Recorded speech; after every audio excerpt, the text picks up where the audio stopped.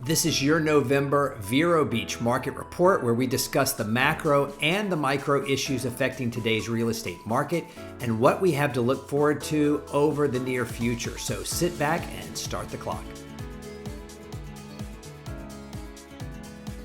A national headline read, "It's been a very cruel October for would-be buyers, with average 30-year mortgage rates spiking on concerns about job market strength, stubborn inflation, and fast rising U.S. debt levels.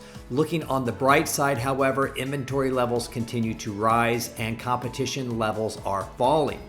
Now that's a national headline focused on macro, but what about the micro? What's happening in our Vero Beach market? Vero Beach does have 12% more inventory than we had last October, so that's a good thing for buyers. But as we have been reporting since mid-March, we've watched our inventory decline almost every single week since then, and today we have just 1,170 properties for sale in all of Vero Beach.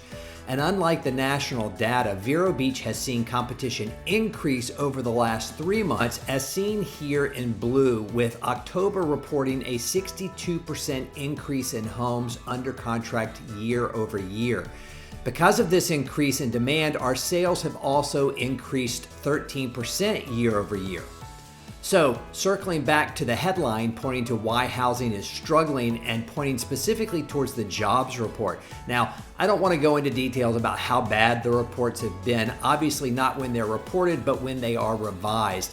And we find out that a report from August showing 159,000 jobs created, and then it gets revised down by over half to just 78,000 jobs. That is a major impact and has a major impact on our real estate market. And although the public doesn't typically see this in the news, the Federal Reserve sees it and the banks do too. This affects the Fed rate and the bank's lending rates.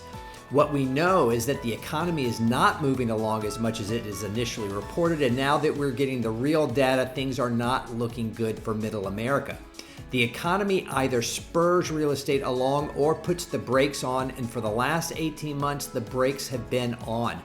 So let's run through the numbers real quick and get everybody back to work.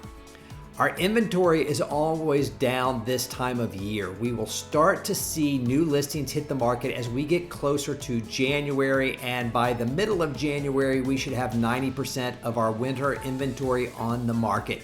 Our under contracts have continued to surprise us and is probably the story of our real estate market. It's both resilient and maybe a little bit restless. And our sold properties continue to keep pace with our under contracts. We do not typically see a lot of properties go under contract and not make it to the closing table. We hear of this happening in larger cities, but in Vero Beach, we typically close our transactions. And finally, we start November with an interest rate of 7.09%. Interest rates were at 7.09% last December, so while buyers have been waiting for rates to come down, if they did not take advantage of the low rates in October when we saw rates hitting as low as 6.11%, then they really missed out.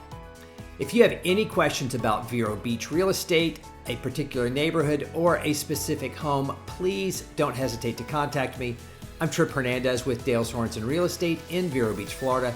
Thank you for watching and have a great November.